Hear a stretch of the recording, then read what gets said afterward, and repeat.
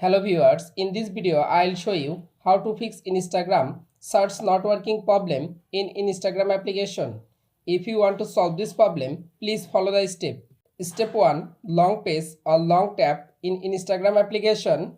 Go to apps info, click on storage, again click on clear data, tap on clear cache.